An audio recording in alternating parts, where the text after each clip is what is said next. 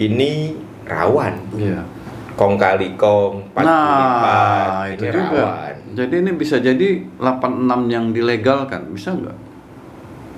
Ditakutkan begitu.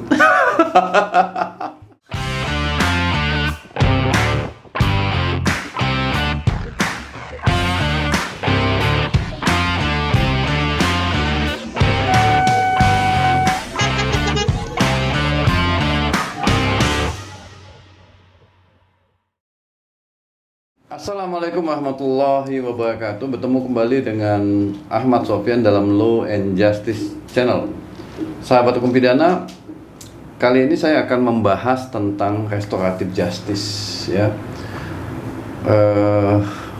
atau keadilan restoratif.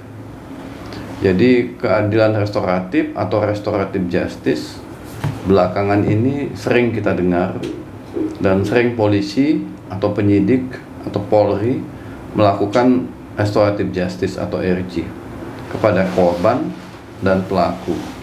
Di kejaksaan juga demikian, mereka juga sering kita dengar mengadakan restoratif justice. Bahkan kejaksaan itu yang luar biasanya membuat rumah-rumah restoratif justice atau kampung-kampung restoratif justice yang tujuannya adalah bagaimana perbuatan atau dugaan tindak pidana itu tidak dibawa dalam sistem peradilan pidana yang formal. Nah, saya akan membahasnya bersama rekan saya, Dr. Fahrizal, ya. Beliau adalah dosen di Fakultas Hukum Universitas Brawijaya. Beliau juga menamatkan pendidikan hukumnya dan mendalami bidang hukum pidana formil di Leiden University, tepatnya di Belanda. Dan saya dapat hadiah ini, sahabat-sahabat hukum pidana, ya, buku yang kemudian yang awalnya dari disertasi yang dia tulis, yang judulnya adalah Maintaining Order Public Prosecutors in Post Authoritarian Countries: The Case of Indonesia. Jadi pas sekali kami malam ini membahas tentang restoratif justice. Oke, saya lanjut aja, langsung aja ke Mas Fahrizal. Mas Fahrizal itu gimana sih sebetulnya historis ya tentang restoratif justice ini sehingga akhirnya dalam sistem hukum pidana formil kita dimasukkan? Iya, sebenarnya konsep keadilan restoratif ini secara formil ya, secara formil dan secara normatif itu bisa kita temukan pertama kali itu di tahun 2012 saat Undang-Undang Sistem Peradilan Pidana Undang-Undang 11 tahun 2012 diundangkan. Di situ diatur tentang mekanisme penyelesaian perkara yang melibatkan pelaku dan korban dengan cara keadilan restoratif. Tujuannya adalah selain untuk pemulihan kepada korban, juga ada misi untuk melindungi masa depan pelaku anak. Ya. Lah, setelah Undang-Undang 11 tahun 2012 ini diundangkan, kemudian tren untuk menghentikan perkara pidana dengan dasar keadilan restoratif ini juga merembet kemana-mana, termasuk ke tindak pidana yang dilakukan oleh orang dewasa. Lah, baru kalau kita telusuri ya, saya kebetulan melakukan riset ini mendampingi Kementerian Hukum dan HAM untuk meriset sinergitas pengaturan keadilan restoratif tahun lalu dan tahun ini terakhir. Itu sebenarnya kalau kita telusuri itu kan baru marak itu 2 tahun terakhir, ya. 2 tahun terakhir saat kemudian ada isu overcrowding di penjara. Jadi ada penjara yang penuh. Kemudian Presiden Jokowi memerintahkan agar dicarikan cara bagaimana caranya tidak penuh. Lah, muncullah ide ini keadilan restoratif, dan itu diinisiasi oleh Bappenas dan masuk di RPJMN. Lah, karena masuk di RPJMN dan ada di RPJMN itu kan ada lembaga-lembaga yang harus menjalankan RPJMN itu, ada apa namanya, kewajiban bagi aparat penegak hukum untuk menghentikan perkara pidana dengan dasar keadilan restoratif. Dasar RPJMN inilah kalau kita lihat, lah kebetulan saya coba bandingkan ya undang-undang RPJMN, lampirannya kan banyak tuh. Definisi keadilan restoratif misalkan di RPJMN itu dengan di Perpol tentang keadilan restoratif 8/2021 itu sama definisinya. Jadi kalau kita lihat definisi keadilan restoratif itu sebenarnya itu sama persis dengan definisi keadilan restoratif yang ada di Undang-Undang SPPA. Persis ya. Perja itu persis sekali. Perja ada setidaknya hari ini itu yang besar ya. Kita belum, saya tidak ngomong yang surat edaran, telegram rahasia, macam-macam ya.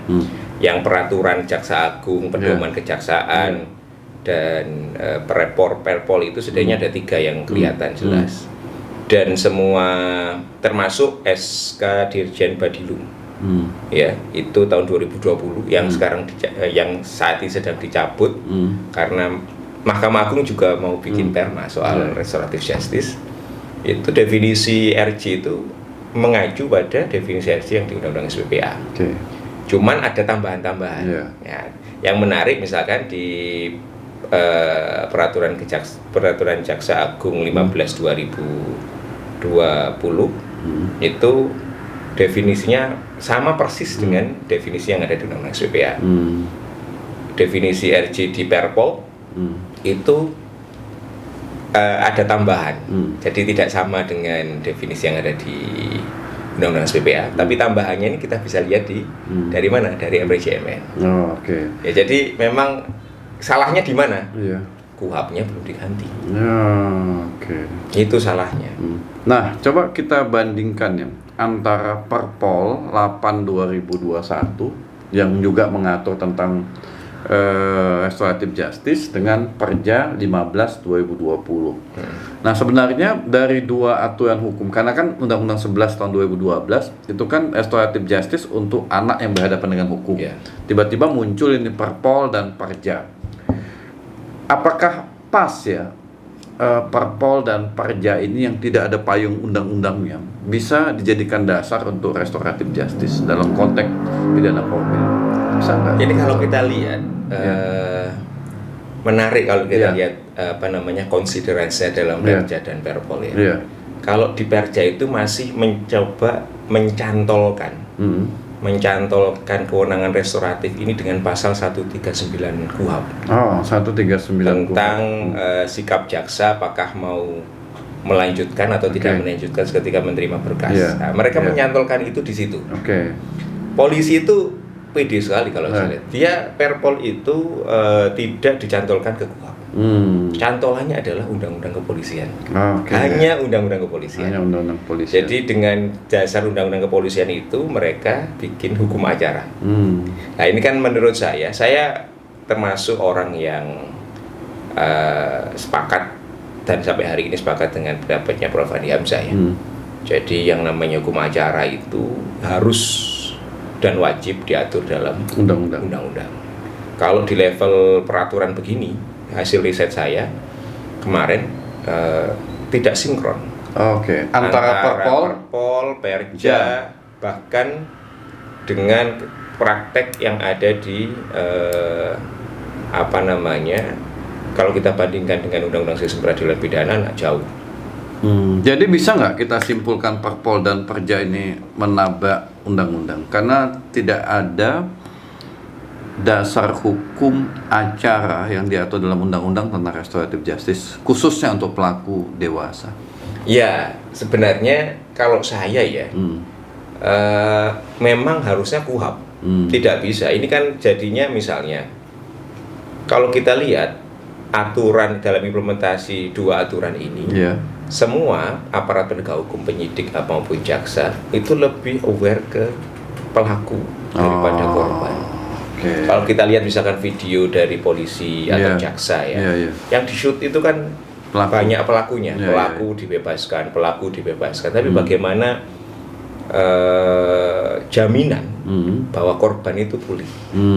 Ini yang miss di sini. Kenapa kok miss? Karena kalau kita bandingkan dengan undang-undang SPPA, ini undang-undang ini levelnya, dia bisa meminta pekerja sosial, Peksos, dan pembimbing kemasyarakatan untuk ngawal proses RG ini, memastikan bahwa pelaku dan korban itu damai dan ada jaminan pemulihan. Di Perja dan Perpol, karena mereka hanya aturan internal, Perja tidak bisa nyuruh penyidik, Perja tidak bisa meminta PK atau Peksos. Demikian pula Perpol. Jadi akhirnya apa? Kalau dibandingkan dengan undang-undang SPPA, saya kira akan sangat berbeda. Kalau dari substansi, perbuatan apa aja sih yang bisa di RJ-kan menurut Perpol dan Perja? Ada perbedaan atau tidak? Oh, ada. Perbedaannya di mana? Ini menarik kalau kita ngomong perbedaan ya. Kalau di Perpol itu, pelakunya itu sama aja ya. Perpol, Perja, Dirjen Badulum sama. Tidak boleh residif, ya. Tidak jadi boleh residif. First offender. Jadi yang pertama, dia pertama kali melakukan tindak pidana. Cuman yang menarik, ya, Perpol itu tidak mengatur batasan ancaman pidana mana yang bisa di RJ. Yang bisa di RJ. Jadi semua bentuk pidana perbuatan pidana bisa di RJ. Kecuali dia hanya mengecualikan pada tindak pidana teroris, keamanan negara, korupsi, dan tindak pidana terhadap nyawa. Jadi misalkan ada penipuan, ancamannya kerugiannya sampai 1 miliar itu bisa di RJ. Padahal di kejaksaan nilai kerugian itu tidak boleh dari 2,5 juta. Dari sini aja udah berbeda itu. Itu satu ya. Kalau Bang Sofyan ini kan pemerhati kekerasan seksual anak, pasti tahu ya, beberapa bulan atau tahun lalu kalau nggak salah ada usaha RG terhadap pelaku pelecehan seksual. Kenapa itu bisa terjadi? Karena Perpol tidak secara tegas melakukan. Berarti perkosaan bisa juga di RJ ya? Karena kualifikasi yang tidak boleh itu hanya narkotika, teroris, nyawa, keamanan negara, korupsi. Narkoba bisa di RJ kan? Bisa di RJ. Wow. Narkoba bisa di RJ menurut Perpol. Menurut Perja 15 tidak bisa di RJ. Tapi kemudian ada pedoman Kejaksaan 18/2021 bisa di RJ. Jadi memang dan ini yang kalau kita komparasi dengan praktek keadilan restoratif di banyak negara, harusnya yang memutuskan itu adalah pengadilan. Kenapa pengadilan? Karena hanya pengadilanlah tempat orang bisa komplain dan putusannya dibacakan terbuka dan dibuka untuk umum. Sekarang klaim angka RJ sampai 8.000 misalkan dari Kapolri. Jaksa Agung ngeklaim ribuan sudah di RJ kan. Kasusnya seperti apa? Bisa nggak kita sebagai akademisi atau peneliti mengakses kasus-kasus itu ya? Agak susah. Kalau putusan pengadilan kan memang wajib diumumkan. Dan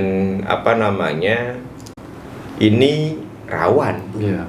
Kong kali kong 44 itu juga rawan. Jadi ini bisa jadi 86 yang dilegalkan, bisa nggak? Ditakutkan begitu. Bisa jadi karena yang dulu itu 86 itu tidak bisa terang-terangan, sekarang bisa.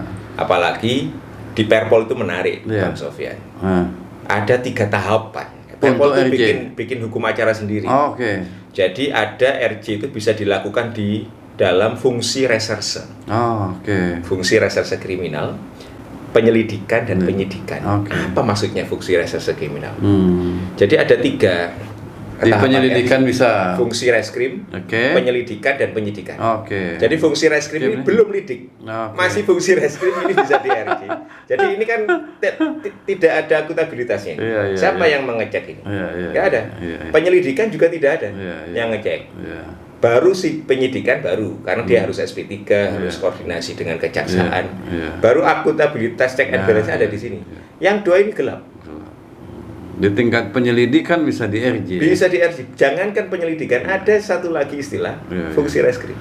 Apalagi di tingkat penyelidikan ya, nggak ada upaya hukum untuk dilakukan pra-peradilan. Tapi berarti produk hukumnya di kepolisian RJ itu adalah SP3.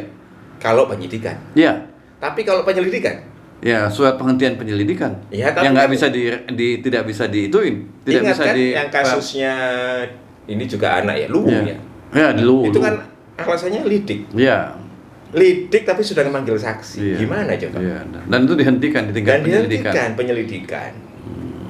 Nah, ini Pak, menurut saya ini adalah perkembangan yang kurang baik. Kalau di SPPA, Sistem Peradilan Pidana Anak itu kan RJ melalui di Persi setelah diputuskan itu kan masuk ke pengadilan dalam 3 hari. Ada penetapan untuk kepastian hukumnya. Kalau RJ di 2 instansi ini ada nggak penetapan pengadilan? Nggak ada. Suka mereka. Berarti suatu saat bisa dipersoalkan. Bisa. Jadi kepastian hukumnya nggak ada juga ya? Ya. SP3 kan masih bisa diperadilkan. Bisa Surat penghentian berarti kalau di tingkat kejaksaan penghentian penuntutan. Dan penghentian penuntutan juga bisa diperapitkan. Bisa diperapitkan. Itu masalahnya. Jadi saya kira ini harusnya ya pemerintah sebelum bikin RPJMN itu solusinya ya KUHP diperbaiki. Cuman masalahnya kalau jadi dalam KUHP itulah harusnya ada RJ, ada bab khusus atau pasal khusus yang mengatur tentang keadilan restoratif. Dalam RKUHP kita lihat yang paling akhir misalnya. Itu kalau tidak salah hanya ada 1 pasal di penjelasan tentang keadilan restoratif. Dalam RKUHP. Artinya memang tidak sinkron antara praktek keinginan politik pemerintah dengan politik pembuatan undang-undang. Artinya harusnya kalau memang iya di RKUHP pun harus jelas.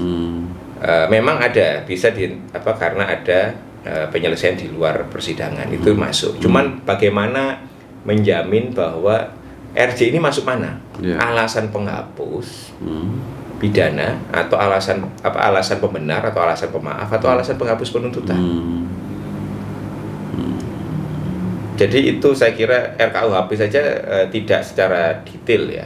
Saya belum detail. Kalau di RKUHP apakah RJ ini ada diatur atau enggak? RKUHP kita itu kan masih 2012.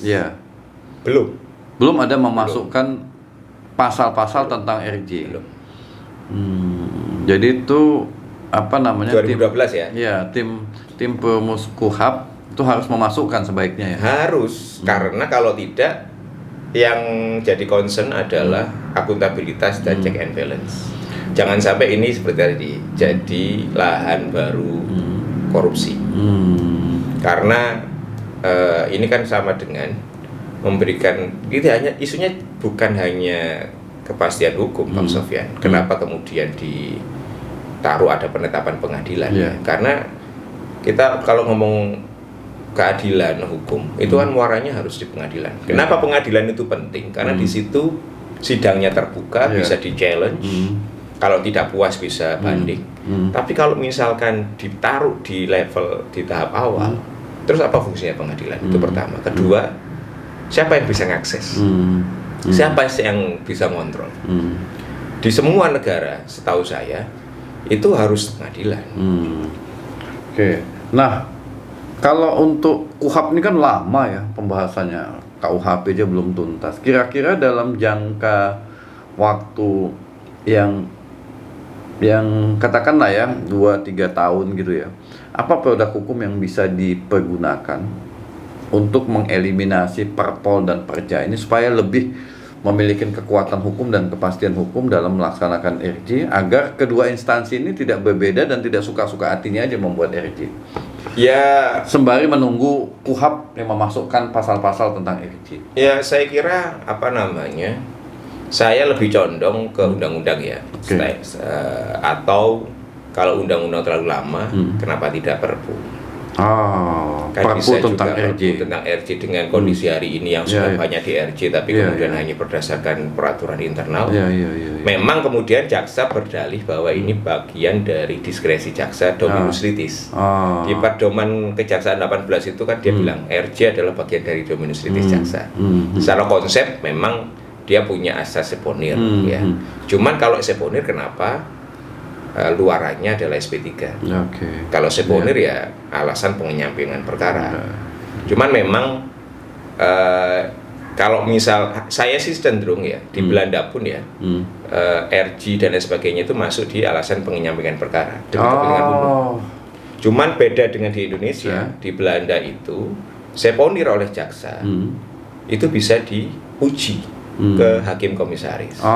Di kita kan nggak bisa di pra-peradilan kan satu. Kedua, seponir itu hanya bisa dikeluarkan oleh Jaksa Agung dan ini temuan saya salah satu seponir sejak zaman dulu tahun 60-an, sebelum 60-an masih dipakai untuk banyak kasus publik ya.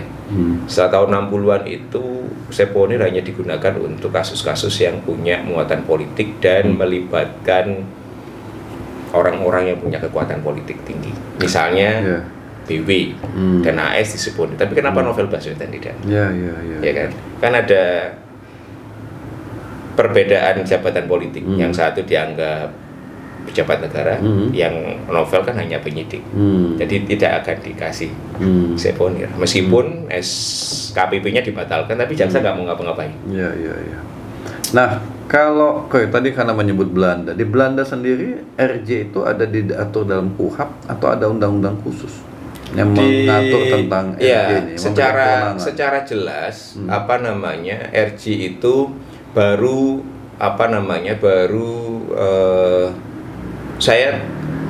dipopulerkan di Uni Eropa tahun Desember 2021 kemarin. Gitu. Konsep RJ ya. Cuman memang di Belanda itu kan jaksa sebagai dominus litis. Dia bisa menyampaikan perkara demi kepentingan umum. Mereka dan itu ada kepastian hukum. Iya, karena begini, ketika kemudian ada perkara, jaksa kemudian melihat ini apakah kasus, misalkan ada permintaan untuk RJ, maka jaksa akan merefer. Jadi yang RJ itu bukan jaksa, jadi pihak ketiga yang imparsial, fasilitator. Karena kan begini, bagaimana mungkin RJ ini kan memastikan korban pulih, ya, pelaku juga bersedia berpartisipasi dalam pemulihan korban ini ya. Jaksa kan tidak punya kemampuan untuk itu, polisi juga tidak punya kemampuan. Di Belanda ada lembaga RJ, di Australia juga ada lembaga RJ yang kayak begini ya, begini ya, lembaga NGO yang punya fungsi untuk RJ. Ada psikolognya, ada mediatornya yang memang punya kapasitas memastikan bahwa itu termediasi dengan baik dan korban secara psikologis pulih. Coba dilihat, apakah di Indonesia seperti itu? Enggak. Hanya di SPPA. Usaha ke situ ada. Cuman di Perpol sama Perja enggak. Mereka yang langsung bertindak. Itu masalahnya. Itu masalahnya. Jadi harusnya di tingkat yang lebih tinggi ada ya lembaga yang memang melakukan fungsi-fungsi RJ itu ya, bukan kepolisian dan bukan kejaksaan. Bukan, karena secara nature mereka kan criminal fighters, pemberantas kejahatan. Mereka tidak akan pernah imparsial. Polisi sama jaksa pasti di sini retributif. Ya kan? Harus dan bagaimana kemudian memastikan korban mau. Jangan sampai ya. Kalau dulu itu ibaratnya orang itu dipaksa untuk ngaku, ya diinjek kakinya, ngaku kamu oleh aparat penegak hukum. Sekarang gara-gara tekanan dari pemerintah, yang ditekan jarinya adalah korban agar mau damai. Ini yang kita tidak mau. Karena ada target. Dan arah ke sana sudah terjadi di lapangan ya. Bisa jadi. Ya. Kita tidak pernah, karena data RG ini kan hanya angka ya. Ya. Ini angka RG yang dan gelap ya. Ya. Itu. Iya, baik. Sahabat hukum pidana, saya pikir ya masalah RJ ini masih belum tuntas ya. Tadi udah disebutkan oleh Mas tentang bahaya RJ kalau hanya didasarkan kepada Perpol dan Perja.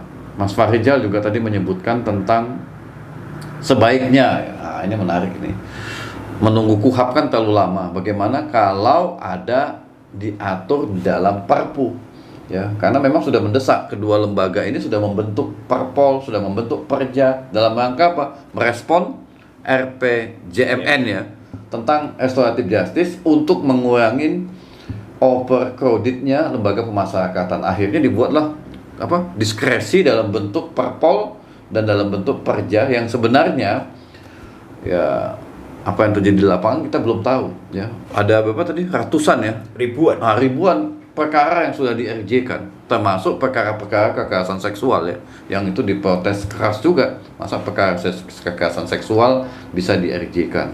Belum lagi ada disparitas ini antara Perja dan Perpol dalam menentukan kualifikasi tindak pidana apa yang boleh di-RJ-kan. Perpol beda, Perja beda. Ini karena nggak ada payung hukum yang bisa dijadikan dasar. Jadi dengan demikian, sebagai kesimpulannya apa, Mas Farijal? Ya, sempat ada usaha dari Kemenkumham untuk bikin MOU. MOU itu peraturan bersama tentang RG ya, sambil menunggu RKUHP. Cuman sampai hari ini juga sepertinya alot, karena ini kaitannya dengan kewenangan. Kalau sudah ngomong kewenangan, Kemenkumham, satu lembaga-lembaga itu tidak ada yang mau ngalah, gitu ya. Memang dibutuhkan, yang kita minus di Indonesia itu adalah siapa sih sebenarnya pengendali kebijakan hukum pidana? Siapa di Indonesia? Jaksa Agung punya agenda sendiri, Kapolri punya agenda sendiri. Siapa yang mengendalikan biar jadi integrated criminal justice system? Kalau di negara-negara inquisitorial ya Minister of Justice. Makanya kemudian banyak di negara inquisitorial jaksa itu bagian dari Minister of Justice. Atau di Amerika jaksa agung merangkap menteri kehakiman. Jadi dia merumuskan kebijakan pembedanan. Tahun ini anggaran negara untuk penanganan tindak pidana hanya 1 triliun. Itu kan harus dipilih, Mas. Tidak mungkin 1 triliun itu cukup untuk nangani semua tindak pidana yang ada dalam undang-undang yang dilakukan oleh masyarakat. Perlu ada nama filter. Lah di kita itu filternya jebol. Itu yang saya tulis di disertasi saya. Oke, terima kasih sudah datang jauh-jauh nih Mas Farijal ini dari Malang ya ke podcastnya Law and Justice. Semoga apa yang beliau sampaikan walaupun masih belum konkret ya bagaimana bentuk RJ masa depan, tapi paling tidak sudah ada kontribusi konkret ini. Perpu harus cepat dibuat sembari menunggu KUHAP, daripada RJ ini yang sekarang sedang berlangsung ini menimbulkan ketidakpastian hukum, ketidakpastian juga tentang mekanismenya, dan ketidakpastian tentang kualifikasi tindak pidana yang bisa di-RJ-kan. Demikian sahabat hukum pidana, jangan lupa untuk like, subscribe, dan share jika konten ini memberikan manfaat bagi Anda. Dan terima kasih Mas Farijal sudah hadir, dan salam hukum pidana.